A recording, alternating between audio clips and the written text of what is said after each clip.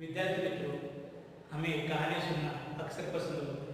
हमने आजकल अनेक ऐसी कहानी सुनी, जैसे कि अकबर बिरबल को, तेनालीराम जैसी अनेक ऐसी कहानी सुनी हुई होती है। लेकिन यह कहानियाँ वास्तव में हम कैसे लिख सकते हैं, यह आज हम यहाँ पर देखने वाले हैं। तो आज हम देखेंगे कि व्याकरण में कहानी लेखन कैसे किया जा सकता है। कहानी लेखन करने के लिए हम मुद्दों के आधार पर कहानी लेखन कैसे किया जाता है, यह इस वीडियो के अंतर्गत हम देखने वाले हैं।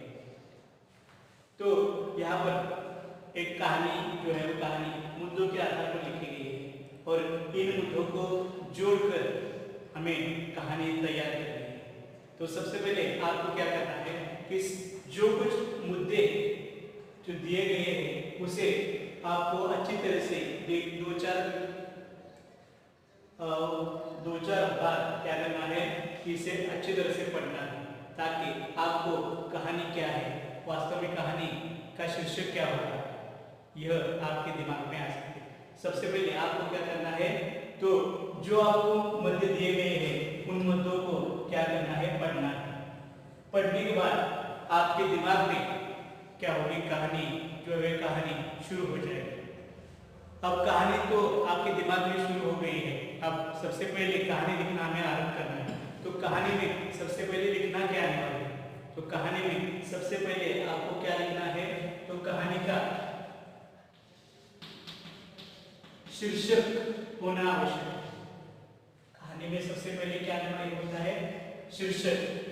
शीर्षक के बाद जो कुछ यह मुद्दे हैं वो पूरी कहानी इन मुद्दों के आधार पर आपको क्या करनी है, तैयार करनी होती है। और अंतिम कहानी में क्या होना आवश्यक है, तो अंतिम में कहानी में सीख होना क्या है, आवश्यक है। इन तीन मुद्दे के आधार पर पूरी कहानी कहानी होती है। तो सबसे पहले आपने क्या किया है कि कहानी अच्छी तरह से पढ़ी है और कहानी के मुद्दे पढ़ने के बाद आपके दिमाग में कहानी शुरू हो गई। तो ठीक है, हम भी यहाँ पर लिखे हुए मुद्दों को पढ़ते हैं, जैसे कि कुत्ते को रोटी मिलना, तालाब के पास जाना, पानी में प्रतिबिंब देखना, प्रतिबिंब को दूसरा कुत्ता समझना, उसकी रोटी पानी का लालच, भौंकना, रोटी पानी में गिर जाना और अंतिम ये यहाँ पर इस कहानी की सीख। तो सबसे पहले हमें कहानी में क्या होना आवश्यक है, जैसे हमने पहले देखा है कि शीर्षक। इसे 2-4 बार पढ़ने के बाद हमें इसका शीर्षक दिखाना में आएगा, या आपको शीर्षक अगर नहीं समझ में आ रहा है या नहीं उस वक्त याद नहीं आ रहा, तो आपको क्या करना है कि कहानी का लेखन जो है लेखन करते रहना है। जैसे जैसे आप कहानी लिखते जाएंगे वैसे वैसे आपके दिमाग में जो कहा क्या होगा कि शीर्षक तैयार हो। तो यहाँ पर पहला मुद्दा है कि रोटी का मिलना।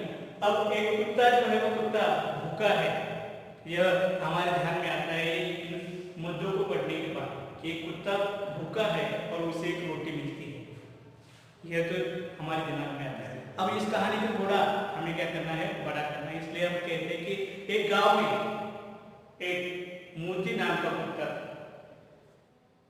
और वह कुत्ता अक्सर गांव की गलियों में क्या करता था, घूमता रहता था। उस एक दिन उसे क्या हो गया कि बहुत ज्यादा भूख लगी थी, और भूख लगने के कारण वह गलियां गांव में क्या कर रहा था, घूम रहा था। और घूमते घूमते उसे एक रोटी जो है रोटी एक जगह पर उसे मिल गई।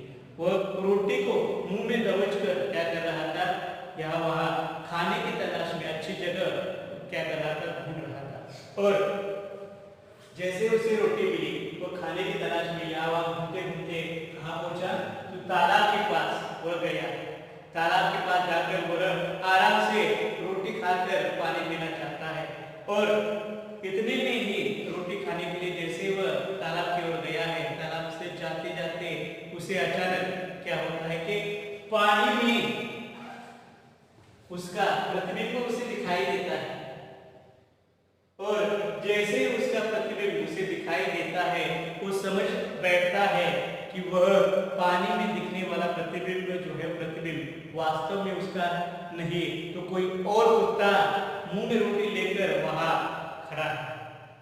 उस कुत्ते के यानी कि मोती के दिमाग में आता है कि अगर मैं इस पानी के अंदर होने वाले कुत्ते को थोड़ा डराऊं, उस पर भौंकूं, तो वह डर जाएगा और डर कर वह रोटी वहां पर छोड़कर क्या करेगा, भाग चला जाएगा और मैं उस रोटी को दबोच कर खाकर मुझे वहां पर क्या करे मिलेगी, वह दूसरी रोटी भी मुझे मिलेगी और मुझे एक रोटी के बदले 2 रोटियां उस कुत्ते के कारण भी मिल सकती है।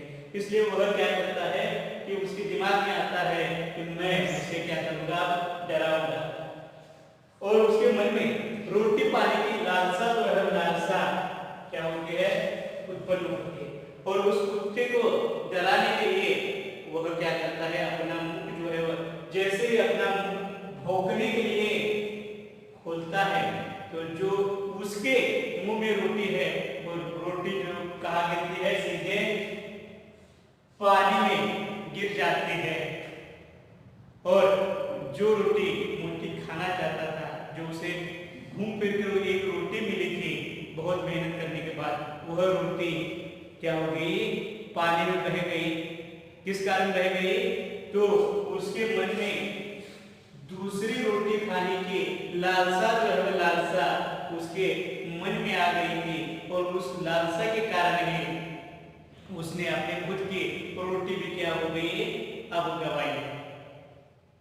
तो यहाँ पर कहानी जो है, कहानी पूर्ण होती है। अब इस कहानी का अंतिम रूप अगर हमें देना है तो कहानी में अंतिम रूप में आता है और है सीख, कहानी की सीख उस कहानी का मुख्य रूप होता है। जैसे कि हमने जो कहानी में पढ़ा है वह बहुत ही संक्षिप्त रूप में आपकी सीख जो है सीख होनी चाहिए। जैसे कि इस कहानी की सीख हम क्या ले सकते हैं कि लालच का फल बहुत ही क्या होता है, बुरा होता है। ऐसी हम सीख जो है हम सीख ले सकते हैं।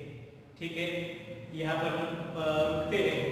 आप क्या कर सकते हैं, ऐसी एक कहानी का स्वाध्याय के रूप में क्या कर सकते हैं, इस प्रकार मध्य तैयार कर पुनः उस कहानी को अच्छी तरीके से शीर्षक, कहानी और अंतिम सीख ऐसा कर आप एक कोई भी कहानी अच्छी तरीके से लिख सकते हैं। धन्यवाद।